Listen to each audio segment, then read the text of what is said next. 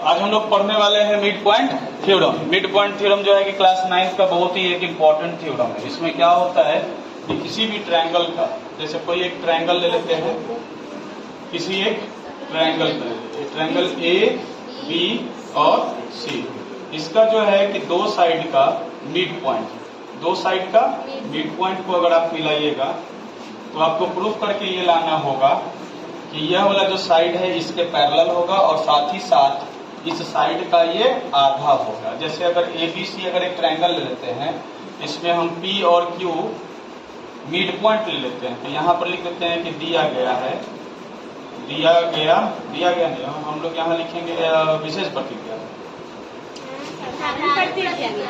साधारण प्रतिज्ञा में एक सवाल होता है, सवाल आप लोग को हम लिखवा दिए, ठीक है ना, सवाल लिखवाए हैं ना, वही है साधारण प्रतिज्ञा।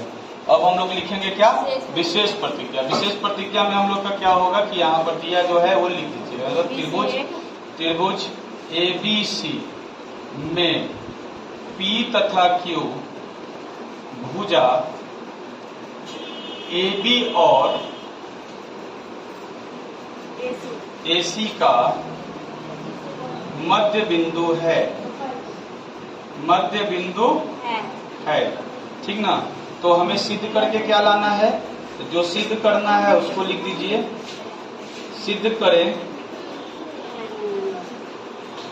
PQ समानांतर BC तथा PQ बराबर हाफ ऑफ BC, यानी BC का आधा। यही आपको प्रूफ करके यानी सिद्ध करके लाना है। तो चलिए सिद्ध करते हैं। सिद्ध करने से पहले ना इसमें रचना करना पड़ेगा। रचना के लिए हम लोग क्या करेंगे कि PQ को हम आगे तक बढ़ाएंगे, PQ को हम आगे तक इस प्रकार से बढ़ाएंगे कि जितना बड़ा PQ है उतना ही बड़ा इधर कुछ भी आप ले लीजिए, R ले लीजिए और इसको आप C से मिला लीजिए।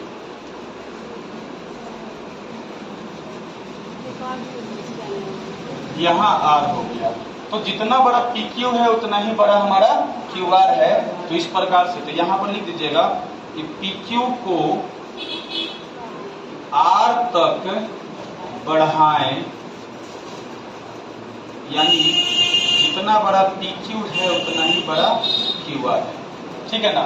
तो इतना आपको कंस्ट्रक्शन करना पड़ेगा और उसके बाद R को C से मिला लीजिए तथा R को C से मिला है। इस प्रकार से आप देखिएगा कि आपके पास ना दो त्रिभुज निकल के आएगा, एक ऊपर में और एक नीचे में, आया ना। तो अब इन दोनों त्रिभुजों को सबसे पहले कर दीजिए सर्वांशम। क्या करिएगा, सर्वांशम कर दीजिएगा। क्यों करेंगे सर्वांशम, ताकि इसमें जो है इन दोनों त्रिभुज में कुछ तो बराबर निकल के आए। चलो करते हैं, पहले देखते हैं। चलो त्रिभुज APQ तथा त्रिभुज CQR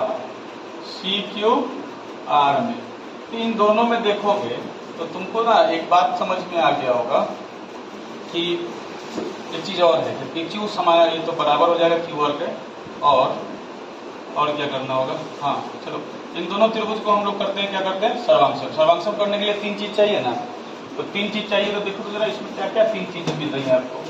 एक तो ये सम्मुख कोण बराबर दिख रहा है आपको, यानी कि AQP और दूसरा CQR है कि नहीं। दूसरी बात यह है कि हमारा Q जो है AC का मध्य बिंदु है ना, इसका मतलब जितना बड़ा हमारे पास AQ है उतना ही बड़ा हमारे पास QC है कि नहीं। यहाँ लिख लीजिएगा सम्मुख, यहाँ लिख दीजिएगा, क्या लिखिएगा, Q मध्य बिंदु है, Q मध्य बिंदु है। अच्छा एक बात और, अब हम अभी तो कंस्ट्रक्शन से हम लोग किए थे कि PQ और QR आपस में बराबर, PQ और QR, तो PQ और QR आपस में बराबर हो गया। ये हो गया कहाँ से, रचना से। तो ये रचना से हो गया।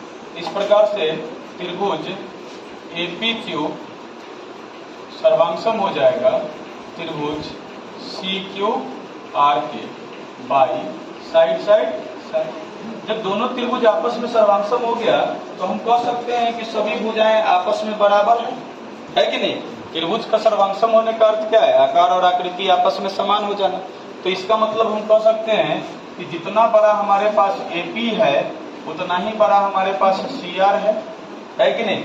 और तो लगभग सारा चीज तो हो ही गया है, ठीक ना। और क्या हो सकता है? और तो कुछ नहीं भाई।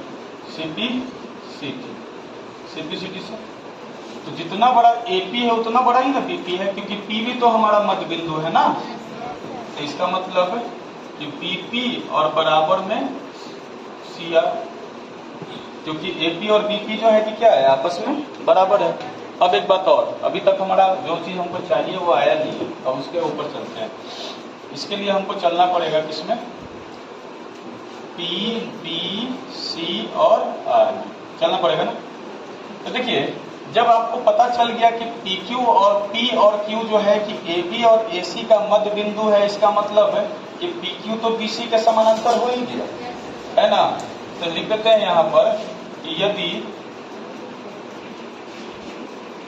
P तथा Q AB और AC का मध्य बिंदु है,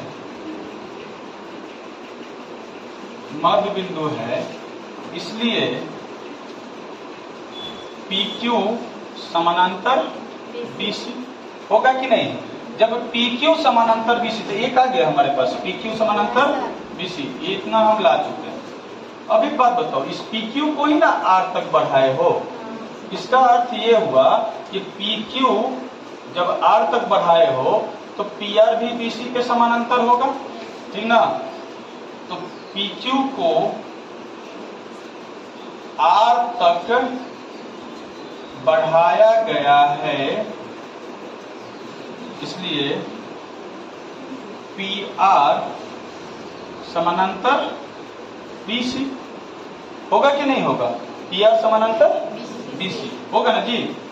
तो जब PR और BC आपस में समानांतर हो गया तो ये PBCR एक समांतर चतुर्भुज हुआ कि नहीं हुआ। तो ये समांतर हो गया, और साथ ही साथ एक चीज और ध्यान रखना कि ये बराबर भी होगा, क्योंकि समांतर चतुर्भुज के आमने सामने की भुजा क्या होती है, बराबर होती है। यानी कि तथा PR बराबर BC। अच्छा एक बात बताओ कि जब PR और BC बराबर है, PR और BC आपस में क्या है, बराबर है, इसलिए PQ देखो, PQ तो PR का आधा ना है। बोलो PQ का वैल्यू तुम 1/2 PR लिख सकते हो कि नहीं लिख सकते हो। देखो PQ और QR आपस में बराबर है, तो PQ को हम PR का आधा लिख सकते हैं कि नहीं लिख सकते हैं। PQ को PR का आधा लिख सकते हैं, और जब हमारे पास PR और BC बराबर है तो PR की जगह पे हम BC भी तो लिख सकते हैं। तो हम क्या यहाँ पे, अतः PQ बराबर 1/2, देखो PR के बदले कौन सी लिख देंगे, BC, क्योंकि ये दोनों आपस में समांतर है और बराबर भी है, नहीं समांतर। देखो तो जरा, PQ बराबर हाफ BC, यही तो लाना था ना जी। तो PQ बराबर हाफ BC और यहाँ समांतर, तो समांतर भी मेरा आ गया और यहाँ पे हाफ दिया गया।